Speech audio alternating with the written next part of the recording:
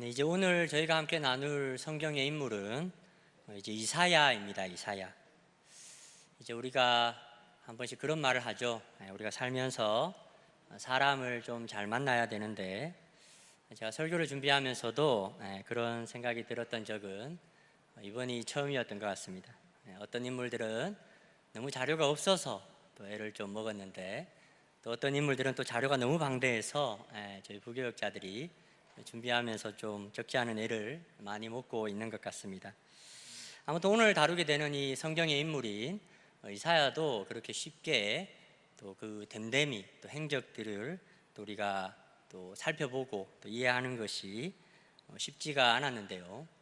그 이사야서라고 하는 굉장히 방대한 분량의 그 어떤 선지서가 있음에도 불구하고 이사야라고 하는 그 한 인물의 그 행적은 또 성경이 그렇게 크게 많이 다루고 있지 않아서 준비를 하는 것이 조금 쉽지는 않았던 것 같습니다. 그래도 저는 오늘 그 크게 한 4가지의 부분으로 좀 나누어서 오늘 인물인 이사야를 또 저희가 함께 좀 살펴보려고 하는데요. 이 준비한 강의안을 한번 보시게 되면 이제 이사야라는 그런 인물에 대한 그런 간략한 그런 소개를 좀 시작으로, 그 다음에 이제 이사야의 부르심, 그가 하나님 앞에서 또 언제 또 어떻게 부르심을 받았는지에 대해서도 좀 한번 나누어 보고, 그리고 이제 그 이사야서라고 하는 굉장히 방대한 분량의 그 메시지가 있습니다. 메시지. 그러니까 이사야 선지자가 이 당시 남유다를 향하여서 이야기하고 싶었던 그 하나님의 메시지가 무엇인가를 좀 한번 살펴볼 것이고요. 그 다음에 이제 마지막으로 이사야가 자신이 하나님께로부터 받았던 그 부르심과 그 말씀들을 그가 어떻게 또 지키며 행하였는지, 그래서 이제 그의 결국이 어떻게 이제 끝이 나게 되는지를 좀 한번 살펴보는 것으로 오늘 이사야의 어떤 말씀을 우리가 한번 좀 살펴보고자 합니다. 우선 이사야에 대한 간략한 그런 소개를 하게 되면 그 이사야라는 그 이름의 뜻을 제가 강의 안에 좀 설명을 한번 해 보았습니다. 그러니까 이제 그가 구원하신다라는 의미를 가진 이샤라는 그런 히브리 단어와 여호와를 의미하는 야후라고 하는 단어가 합하여서 된 이름이 이사야입니다. 이사야. 그러면 여러분, 이름의 뜻이 어떻게 되겠습니까? 여호와께서 바로 그가 구원하실 것이다 라는 그런 이름의 의미를 이사야 이름이 담고 있습니다. 그리고 이제 이사야서는 그에게 이제 또한 2 아들들이 있었다 이렇게 소개를 하는데요. 그 아들이 이제 스알야숲이라고 하는 아들과, 좀 이름이 둘째는 좀 어려운데 마헬 살랄 하스바스라고 하는 이름을 가진 2 아들들이 그에게 있었다 이렇게 이야기를 하고 있습니다. 이제 우리가 2 아들들의 이 이름도 우리가 조금 주목해 볼 수가 있을 것 같은데요. 왜냐하면 하나님께서 이 아들들의 이름을 지을 때도 오늘 하나님께서 관여하고 있는 부분들을 우리가 성경에서 찾아볼 수가 있기 때문입니다. 특별히 마헬 살렐 하스바스라는 그 이름을 특별히 한번 보시게 되면 성경은 이 노략이 속하여질 것이다 이렇게 되어 있지만, 원래 원어는 그가 잡은 먹이가 빨리 부패할 것이다 이런 의미를 지니고 있습니다. 그러니까 이게 의미하는 것이 무엇인가 하면 이제 하나님의 심판이 매우 가까이 지금 이르렀다라는 것을 우리에게 보여주고 있는 것입니다. 우리 첫째 아들인 스알야숲이라는 이름도 그 의미가 이제 남은 자가 돌아올 것이다라는 의미를 가지고 있습니다. 그 이사야서 외에도 여러 선지서를 보시게 되면 특별히 남은 자와 관련된 이야기들이 굉장히 많이 나와 있는 것을 우리가 볼 수가 있습니다. 이 말은 이제 하나님의 심판을 경험한 이스라엘 백성이 그들의 실패로 말미암아 하나님의 말씀까지 폐하여진 것이 아니라, 하나님께서는 이 이스라엘의 남은 자들을 통하여서 당신께서 오늘 우리들에게 언약하셨던 그 말씀을 반드시 성취시킬 것임을 우리에게 보여주는 그러한 이름인데요. 아무튼 이와 같이 이사야의 아들들이 이제 2명이 있었습니다.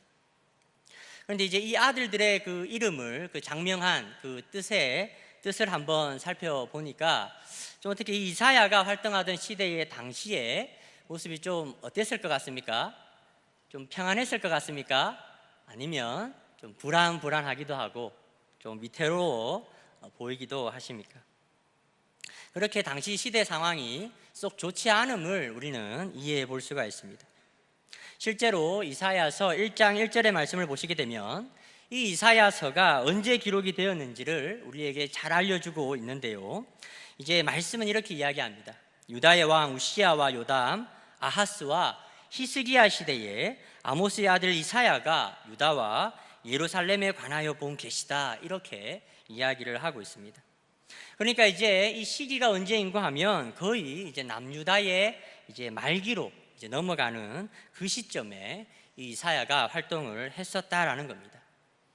어느 나라든 이 국운이 기울어져 가는 이 말기로 넘어가면 뭔가 좀 평화롭고 기운찬 느낌을 가질기보다는 도리어 불안하고 위태하다는 느낌을 가질 때가 많이 있는데, 바로 이렇게 나라의 국운이 조금씩 기울어져 가는 시기에 이 이사야가 오늘 하나님께로부터 부름을 받았다, 이렇게 성경은 이야기를 하고 있습니다. 오늘 읽었던 말씀의 그 1절을 보시게 되면 우시야 왕이 죽던 해에 이사야가 환상을 보게 됩니다. 이사야가 성전에 있었을 때에 그 성전을 위에서부터 덮는 그 하나님의 임재를 그가 경험을 하게 됩니다. 오늘 말씀을 보시면 매우 극적인 체험을 이사야가 하게 되는데요, 바로 하나님의 보좌가 보이고 그의 옷자락이 이 성전 전체를 덮고 있는 그것을 이사야가 보았다라는 겁니다. 그리고 스랍이라고 칭하는 이 천사들이 날개로 하나님의 거룩하심을 가리고 끊임없이 선포하는 것을 이사야가 보았다라는 겁니다. 이 거룩하신 하나님의 임재는 어두움 가운데 깨닫지 못했던 우리의 허물과 이 죄악을 항상 드러나게 합니다. 오늘 말씀도 한번 보시게 되면 하나님의 임재를 크게 경험하였던 이사야가 5절에 이렇게 이야기하는 것을 볼 수가 있습니다. 그때 내가 말하되 화로다 나여 망하게 되었도다. 나는 입술이 부정한 사람이요 나는 입술이 부정한 백성 중에 거주하면서 만군의 여호와이신 왕을 배었음이로다 하였더라. 이렇게 이야기를 합니다. 우리는 어려운 시기를 삶을 살면서 만날 때가 있습니다. 어려운 시기를 지날 때마다 우리는 항상 하나님께 대하여서 드는 많은 회의적인 생각과 의문들을 떨쳐버릴 수가 없습니다. 저도 그러했는데요. 그런데 많은 사람들은 그런 의문과 좀 복잡한 그런 마음이 있음에도 불구하고 사실 하나님 앞에 잘 나아가는 사람이 별로 없습니다. 하나님을 원망하고 떠나는 그런 사람들은 많이 있습니다. 또 아예 생각 자체를 하지 않으려고 하는 사람들도 우리는 볼 수가 있습니다. 그냥 복잡한 생각들, 의문들을 덮어두고 그냥 가고자 하는 사람들도 많이 있습니다. 더도 덜도 말고 지금 이대로만 추구하면서 이 평안한 삶이 흔들리지만 않으면 다른 것에는 크게 신경 쓰지 않고 자신에게 이 포커스를 맞추어서 신앙하는 사람들도 있습니다. 그래서 많은 사람들이 자신의 종교가 무엇이냐라고 묻는 종교란에 기독교라고 쓰기는 하지만 정작 하나님과는 크게 상관이 없는, 또 하나님과 더 깊은 그런 관계로 나아가지 못하고 하나님의 뜻과 바람을 깨닫지 못하면서 살아가는 사람들을 저희는 많이 볼 수가 있습니다. 또는 오늘 왜 나에게는 이사야와 같은 이런 극적인 체험을 하지 못하는가, 사람을 차별하시는가 라고 하면서 또 이렇게 하나님을 불평하는 사람들도 우리가 만날 수 있지만, 그러나 오늘 말씀에 이사야가 어디에서 하나님의 그 임재를 경험하는가 하면 그가 우시야 왕이 죽던 해에 그가 하나님의 성전에 있을 때에 그가 하나님을 경험했다라는 겁니다. 많은 사람들이 자신의 말과 생각으로 하나님을 계산하고 신앙을 기준 삼지만 그러나 정작 자신의 그런 모든 생각들, 그것이 하나님을 원망하는 마음일 수도 있고 또 하나님께 드는 회의적인 생각일 수도 있고 또 이제 마음이 좀 지쳐서 좀 이제 그만하고 싶은 생각이 들 수도 있겠지만 그러한 자신의 복잡한 생각들을 좀 내려놓고 하나님 앞에 나아가는 사람들은 그렇게 많지가 않은 것 같습니다. 그러나 오늘 말씀에 이사야는 그러지 않았습니다. 그에게는 믿음이 있었던 것 같습니다. 점점 나라의 국군이 기울어져 가고 이제 몇몇 선지자들이 점점 나와서 남유다와 이스라엘의 패망을 선포하고 다닐 때쯤, 그러면서 점점 엉망이 되어져 가는 그러한 그 시대와 그런 주변을 바라보면서도 이사야는 믿음을 포기하지 않았던 것 같습니다. 우리 하나님의 전에 나아가고 있는 이사야의 모습을 우리가 보게 된다라는 겁니다. 그리고 부르심은 언제 임하는가 하면 바로 그때 하나님께서 이 이사야를 부르시는 모습을 우리는 볼 수가 있다라는 겁니다. 오늘 이 자리에 나오신 여러분들은 좀 어떠하십니까? 오늘 여러분들을 향하신 하나님의 바람과 부르심에 대하여서 여러분들은 얼마나 잘 이해하고 있습니까? 저는 목회자로 부르심을 받았습니다. 젊은 날에 하나님의 원하심이 거기에 있다는 그런 감동을 받은 때가 있었습니다. 그런데 순종하기가 쉽지가 않았습니다. 제가 한 10년을 도망을 다녔던 것 같아요. 그 후에 이제 마음을 먹고 순종을 했지만 저는 왜 저 같은 사람을 목회자로 부르셨는지 저는 잘 이해를 하지를 못했습니다. 그래서 이제 하나님께서 하라고 하셔서 2015년에 목사의 안수를 받게 됩니다. 그래서 이제 그때부터 이제 제가 또 기도를 했던 것 같습니다. 하나님, 제가 이제 하나님께서 말씀하신 대로 이제 목사 안수를 받았습니다. 그러면 이제는 내가 어떻게 하기를 원하십니까?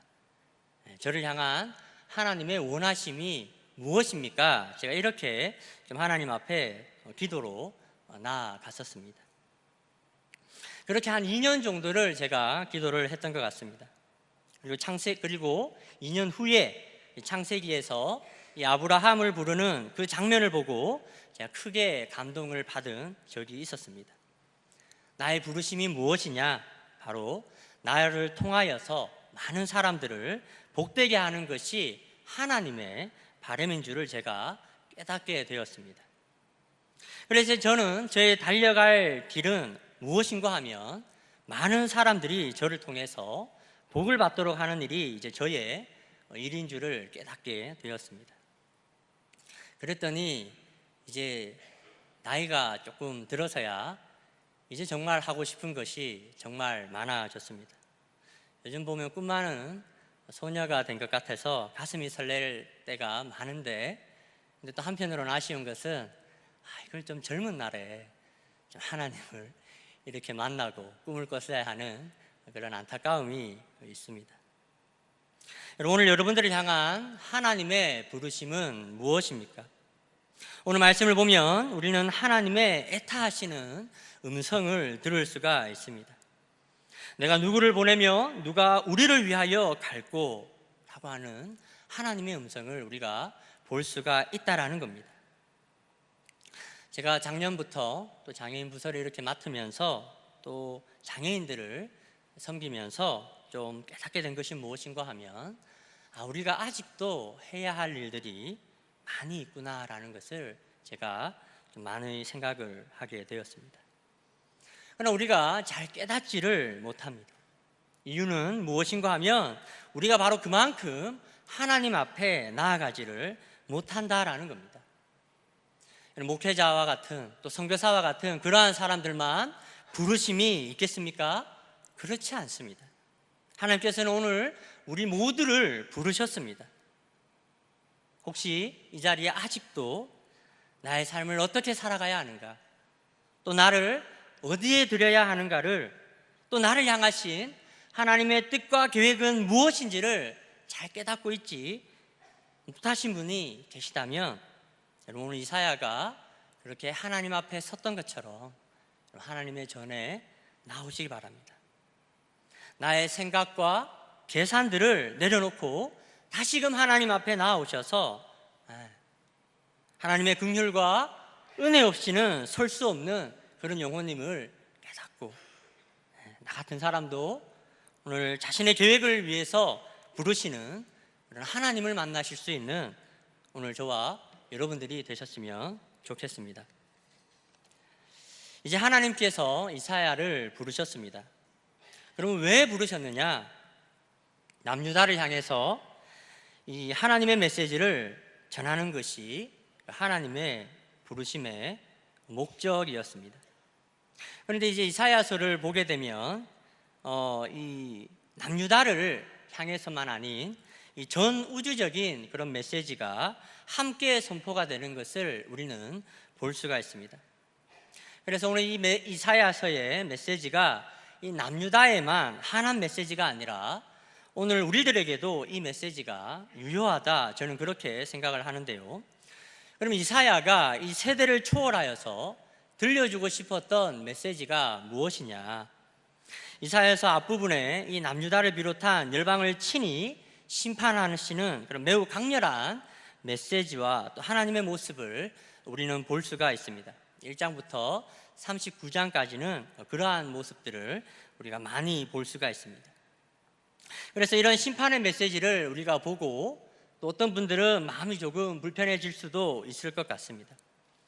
그러나 저는 오늘 심판의 메시지를 통해서 보게 되는 하나님이 어떠한 분으로 나타나는가 하면, 먼저 첫 번째는 이 심판의 메시지를 통하여서 정말 하나님께서 무엇을 기뻐하시는지 또는 무엇을 기뻐하시지 않는지를 우리가 명확히 알게 된다는 겁니다. 이 심판의 메시지는 우리에게 이러한 것들을 알려주고 있습니다. 그리고 둘째는 무엇인가 하면 바로 하나님은 공의로우신 분이시다라는 겁니다. 하나님의 심판에는 한치의 오차도 거짓됨도 나타나지가 않습니다. 속된 말로 얄짤이 없다라는 겁니다. 그것을 어디에서 볼 수 있는가 하면 바로 이 심판의 대상이 하나님의 대상인 이 북이스라엘과 남유다도 속해 있는 것들을 통해서 우리는 잘 알 수가 있습니다. 그러나 이 하나님께서 공의로우신 분이시기 때문에 심판을 행하시기는 하시지만, 그러나 이사야서의 후반부를 우리가 보면서 깨닫게 되는 것은 무엇이냐면, 하나님께서는 심판을 원하시는 분이 아니라는 것을 우리가 또한 깨닫게 된다라는 겁니다. 우리를 향하신 하나님의 사랑이 얼마나 크시고 또 우리를 얼마나 구원하시기를 간절히 원하시는지를 우리가 알게 된다라는 겁니다. 제가 전에 한창 어려울 때를 지났을 때가 있었습니다. 마음이 굉장히 어려웠던 때였는데요. 그때 제가 이제 에레미야 애가서의 말씀을 본 게 기억이 납니다. 거기 이제 3장 33절을 보시면 이제 이런 말씀이 있습니다. 주께서 인생으로 고생하게 하시며 근심하게 하심이 본심이 아니시다. 정말 좋은 말씀이고 어떻게 보면 위로가 되는 말씀이지만, 근데 그때 이 말씀을 묵상할 때는 제가 너무나 좀 마음이 어려운 때라 그런지 몰라도 저는 사실 이 말씀을 보면서 짜증이 많이 났습니다. 그러면 제가 이 말씀을 보면서 제가 뭐라고 했는가 하면, 야, 본심이 아니면 진심이신갑다, 제가 그런 말을 했었어요. 그런데 시간이 지나니까 이제 그게 아니란 걸 제가 깨닫게 되었습니다. 시간이 지나고 점점 하나님을 알아가게 되고 하나님에 대한 지식이 부유해지게 되니까 하나님이 어떠하신 분이신지 알겠더라고요. 정말 성경에 이야기하는 것처럼 하나님은 선하신 분이시다라는 것을 제가 알게 되었다라는 겁니다. 어떻게 오늘 여러분들이 이해하고 계신 하나님은 어떤 분이십니까? 여러분들의 삶에 많은 고초와 어려움이 다가와도 여러분들에게 하나님은 여전히 좋으신 분이십니까?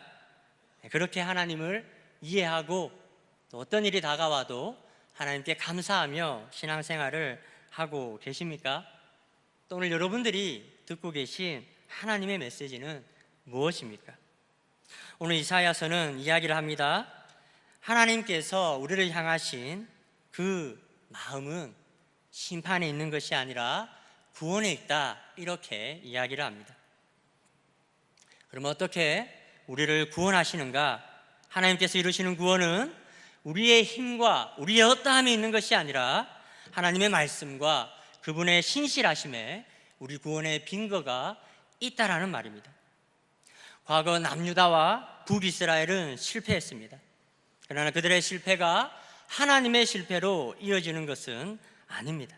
하나님은 여전히 그분의 말씀을 끝까지 신실하게 이행하는 분이심을 우리가 볼 수가 있었습니다. 우리도 비록 때로는 이 남유다의 사람들과 북이스라엘의 백성들처럼 삶을 살면서 실패하고 넘어짐을 경험하겠지만, 여러분, 누가 구원하십니까? 여호와, 그가 구원하신다라는 겁니다. 이사야 이름의 뜻처럼 이사야가 전하고자 하는 메시지의 그 내용이 무엇인가 하면 여호와 그가 우리를 버리지 아니하시고 구원하실 것이다 라는 메시지를 전하고 있다라는 겁니다. 그러나 오늘 많은 신앙하는 사람들이 가지고 있는 하나님에 대한 이해가 수준에 한참 미치지 못하는 것을 많이 보게 됩니다. 그래서 많은 신앙하는 사람들이 하나님을 제대로 누리면서 사는 삶을 살지 못하고, 전에 하나님을 알지 못했을 때에 제 가운데 살았던 그러한 모습들을 다시 한번 답습하면서 사는 그런 사람들이 많이 있습니다. 남유다의 백성들도 결국에는 이 하나님을 제대로 알지 못해서 이사야가 전하고자 하는 메시지를 제대로 이해하지 못하였기 때문에 이 패망의 길을 걸어갔던 것을 우리는 보게 됩니다. 말씀을 묵상하면서 저희 라파 부서에 한 집사님이 해주신 재미난 이야기가 생각이 났습니다. 그분이 그런 이야기를 하시더라고요. 사람들한테 묻기를, 여기에 천국에 가고 싶은 사람 이러면 다 손을 든다는 거예요. 네, 그렇죠? 네. 그런데 질문을 바꿔서, 그러면 지금 가고 싶은 사람 그러면 아무도 손을 안 든다라는 거죠. 그냥 우스운 이야기일 수 있지만 어떻게 보면 우리가 하나님의 나라에 대한 이해가 그만큼 수준에 미치지 못한다라는 겁니다. 오늘 이 자리에 나오신 여러분들께서는 다른 누구보다도 정말 이 하나님에 대하여서 부유해졌으면 좋겠습니다. 우리가 자꾸 땅의 것들로 부유해지려고 하는데, 하나님의 것들로 부유해지고 하나님을 아는 지식에 충만하여져서 정말 이 천국은 죽어서만 가는 것이 아니라 이 땅에서도 하나님의 사랑과 그분의 나라를 누리면서 살아가실 수 있는 오늘 저와 여러분들이 되셨으면 합니다.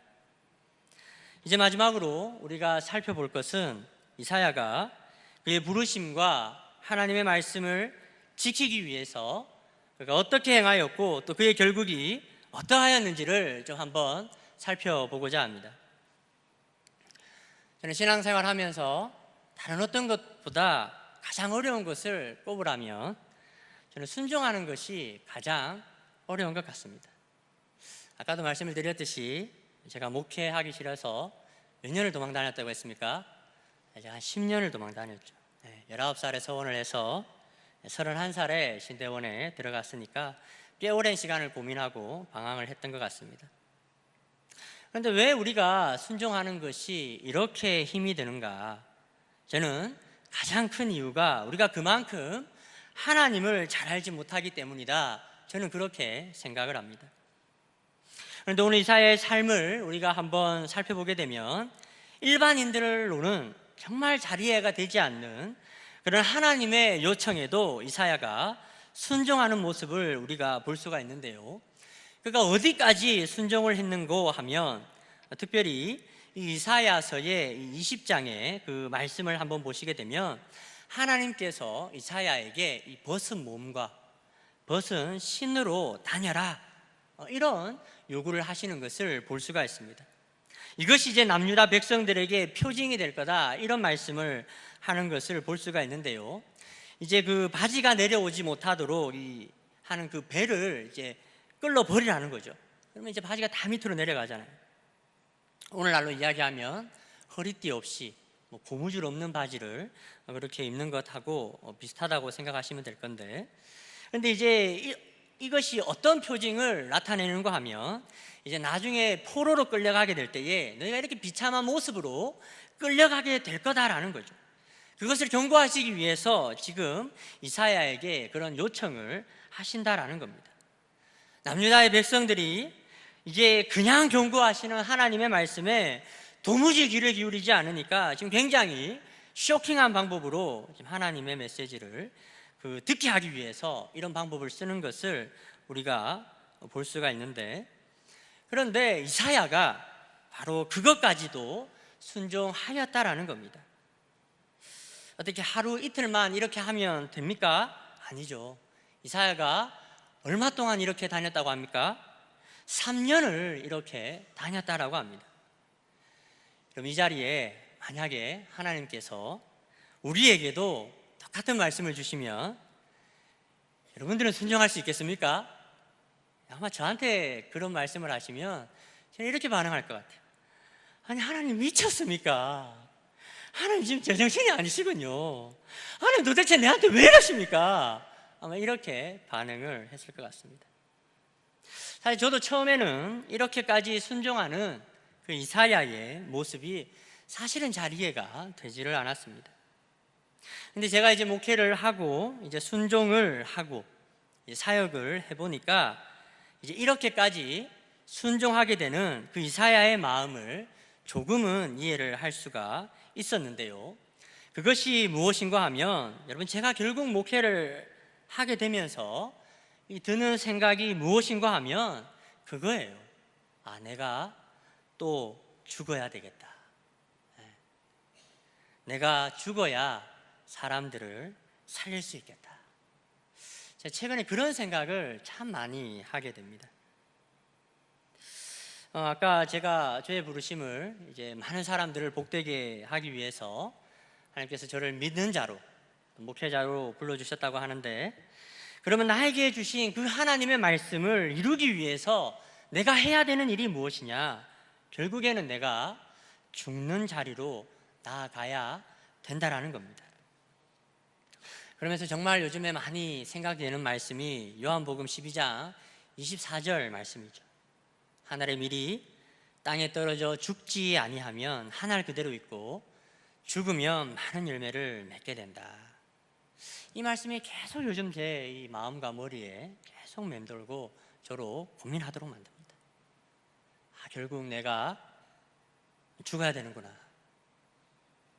전에는 좀 많이 받고 싶었습니다. 남들이 이야기하는 그런 복들, 세상에 안정된 것들을 사실 저도 많이 누리고 싶었고 또 받고 싶어 했었습니다. 사실 지금도 그런 마음들이 전혀 없는 것은 아닙니다. 그러나 열매를 맺기 위해서는, 하나님의 말씀이 내 삶 가운데서 이루어지기 위해서는 지금도 저 세상에서 하나님을 알지 못하고 천방지축으로 살아가고 있는 저 사람들을 살리기 위해서는 누군가는 죽어야 한다라는 것입니다. 왜 한국교회가 오늘 이런 어려움을 겪고 있습니까? 왜 내리막을 걷고 있다, 이렇게 이야기를 합니까? 아마 많은 진단들이 나올 수가 있을 것 같습니다. 그러나 저는 이렇게 생각합니다. 이제는 죽어지는 사람들이 점점 살아지는 데서 저는 그 원인을 찾을 수 있다라고 생각합니다. 하나님의 말씀을 내 삶 가운데서 이루기 위해서 순종하는 사람들, 많은 사람들을 살리기 위해서 죽어지는 사람들이 점점 줄어가고 있는 데서 저는 그 이유를 찾을 수 있다라고 생각합니다. 요즘 사람들 만나보면 다 똑똑합니다. 다 옳은 말을 하고 틀린 말을 하는 사람들은 아무도 없습니다. 굉장히 합리적이고 스마트합니다. 또 예전 세대보다 힘도 있습니다. 능력 있는 사람들도 교회에 많아졌습니다. 그런데 왜 우리가 힘을 내지를 못합니까? 하나님의 말씀을 이루기 위해서, 많은 사람들을 살리기 위해서 죽지를 못한다라는 겁니다. 조금만 불편하면 뒤로 물러나고, 다 저마다 자기의 목소리를 내는데, 자기의 이야기를 하는데 혈안이 되어져 있다라는 겁니다. 그들이 틀렸다는 게 아닙니다. 그들이 하는 말이 잘못됐다라고 하는 것이 아닙니다. 그러나 죽는 사람들이 별로 없습니다. 오늘 담임 목사님께서도 용서와 용납에 대해서 이야기하셨는데, 이렇게 각을 세우다가 결국 용서하고 용납하려면 어떻게 해야 됩니까? 누군가는 죽어져야 되거든요. 그럼 그렇게 제가 생각을 해보게 되니까 오늘 이사야의 순종이 이제는 조금 이해가 되었습니다. 결국 그가 어떻게 합니까? 하나님의 말씀을 지켜내기 위해서 남유다 백성들에게 제발 이 하나님의 말씀을 좀 들리게 하기 위해서 애를 쓰다가 별의별 것을 다 하잖아요. 결국 이제 마지막이 어떻게 됩니까? 남유다 역사상 가장 최악의 왕으로 일컬어지는 므낫세 왕에게 그가 죽임을 당하게 됩니다. 다들 하나님께서 복을 주셔서 다 좋은 집에서 살고 좋은 차를 몰고 안전된 생활을 누리고 싶어 합니다. 그러나 죽는 데 나아가는 사람은 드뭅니다. 그러나 저는 알고 있습니다. 내가 죽으면 그가 살리실 것이다. 내가 죽으면 그가 일으키실 것이다. 여러분들이 속한 가정, 또 여러분들이 종사하고 있는 생업, 또 여러분들이 섬기고 있는 교회의 많은 부서들, 여러분 살리기를 원하십니까? 여러분 그러면 그 안에서 하나님의 말씀을 이루기 위해서 죽는 데까지 한번 나아가 보십시오. 그러면 하나님께서 여러분들만 살리실 뿐만 아니라 그곳에 정말 회복하시고 여러분들을 통하여서 함께 살게 되는 그런 생명의 역사들을 여러분들이 경험하게 되실 겁니다. 우리가 오늘 이사야라는 인물을 함께 좀 나누어 보았습니다. 저는 이사야가 만나고 경험했던 하나님의 그 이해와 부요함 가운데 우리도 나아가기를 원합니다. 저는 옛날에 그런 복음성가가 있었어요. 물이 바다 덮음같이 하나님을 아는 그것이 온 땅에 가득할 거다. 저는 그게 잘 이해가 되질 않았어요.